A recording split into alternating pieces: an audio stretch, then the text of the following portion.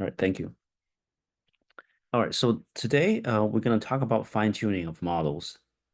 So the fine-tuning, we plan to have two classes this week and next week. So we're going to talk about the first part of it.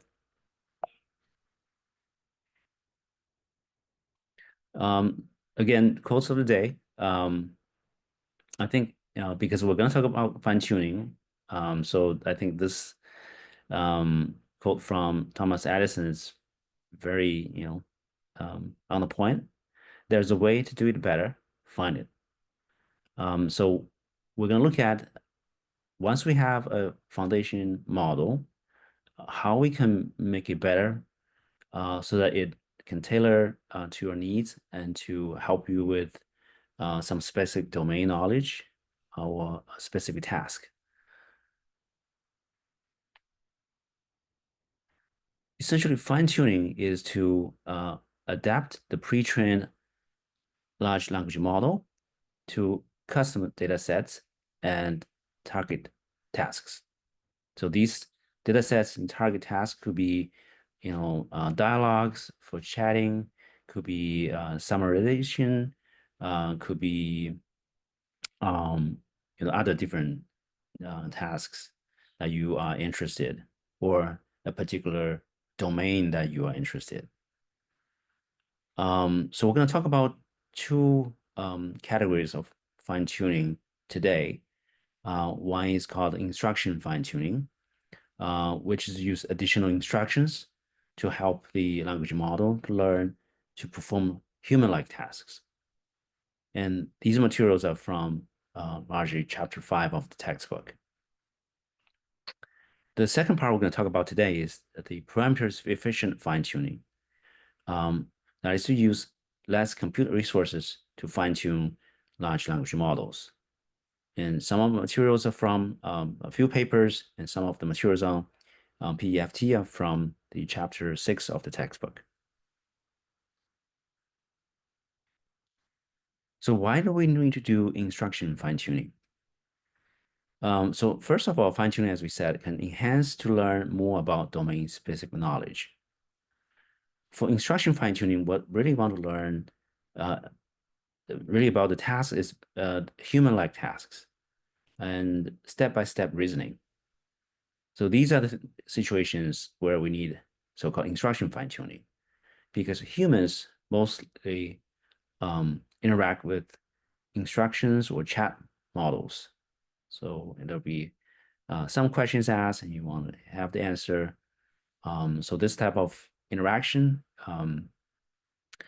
is what we want to do for the instruction fine-tuning. The instruct variants base models are quite useful for chatbot. They can accept human-like prompts and generate human-like responses. So in fact, nearly all the base large language models, they have a few variants about instructions.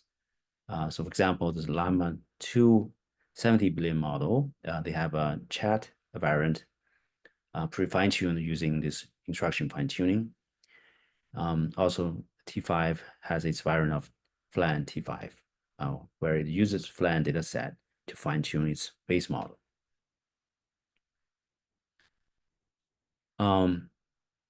So when we fine-tune a model, we need to be careful not to let the model lose its generalizability.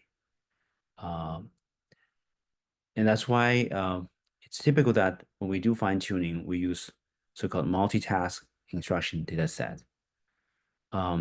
Especially this is for a chatbot-like application that you want the model to behave like a human, to be able to interact through question and answers. When we have diverse type of instructions in this finding process, we can preserve the model's general purpose capability. If we only use one type of instruction, for example, only use summarization, this may cause so-called catastrophic forgetting of other tasks. causing the model to lose its ability to generalize. So what you see here in this diagram, where it illustrates when we fine-tune a pre-trained model, we try to use a diverse data set. This could be summarization, rating, or code, or classification, so that this fine-tuned model can still be generalizable. That's why you heard many of these data set. Flan is one of them with multiple tasks, categories. So they have different groups of data, including question and answers, including natural language inference, um, dialogue, context generation, summarization, and also reasoning, common sense reasoning, um, implicit reasoning. So they have many different data sets and categories and tasks. Among this data set, there's a smaller subset of it called SAMSUM. This is a data set where you have summaries of data dialogues. In this example, we see there are three dialogues. First dialogue is between Amanda and Jerry. So Amanda says, I bake cookies. You want some? Jerry says, sure. Amanda says, I'll bring you tomorrow. So then in the data set, there's a summary of this dialogue. Says, Amanda bake cookies and will bring Jerry some tomorrow. And of course, these data sets are human generated data set. So these are very high quality, and they will be used for fine tuning. And some of the dialogues could be longer, some could be shorter, but the summary is generally one sentence. Okay, so once we have this kind of data set, one thing we could do is we use this prompt template to basically expand the basic data samples in the training set to generate a diversified set of prompts and completions. So for each row of the dialog summary data in the some data set, we will use the following template. So this is a template that we can apply to this data set where we use these different instructions to connect the dialogue and the summary part.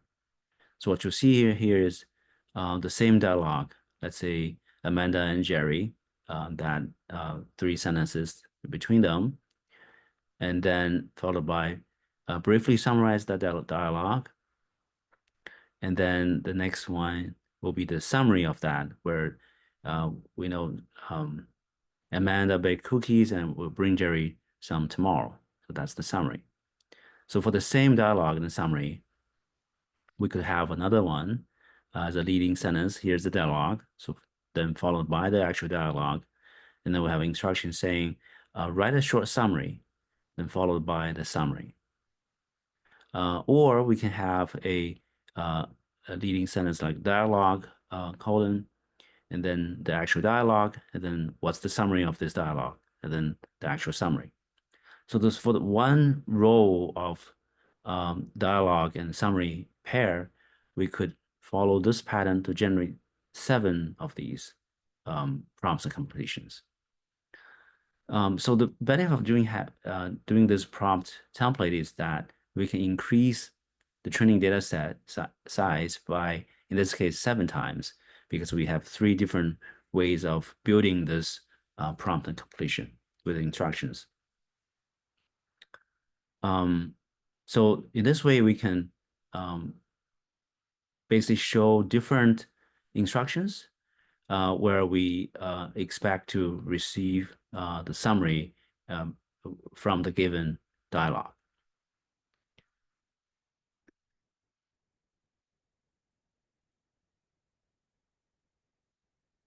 So this is so in the previous example, we have seven different ways to insert instructions and to connect the dialogue and the summary. In terms of the actual coding, what we could do is we can use the Python's formatting function. So you basically you define a format. So you say prompt template with this F and then this um, quoted strings where you can use the curly braces to indicate that's a variable will be replaced when these template is used run using this format function. So by the way, this is what we're going to use in the fine-tuning example in the our GitHub. We're going to use this transformer library and also dataset library, and we're going to import these two functions from these libraries. And load dataset is the one we're going to be using to load the new dataset. In this case, we're loading a dialog sum dataset from this person's collections. And then we can have a function defined to format the each row, which has two fields, dialog and summary, and then apply this prompt template to generate a instruction with this leading um, sentences. Here's a dialog, write a short summary. So, and then we can apply this map function to run this formatting on all the data entries from this data set. As a result, this instruction data set will be in this format, and every row in the original data set where we have the dialog field and the summary field, these information from these two fields will be filling to these two placeholders. So when we print the first um, instruction data set from after this formatting, we will see this is the first instruction data set, instruction data entry. Here's the dialog, which comes from this first sentence in this prompt template, and then followed by the actual dialog, which comes from the data set. And then we have a write short summary, which is also part of the template, followed by the actual summary.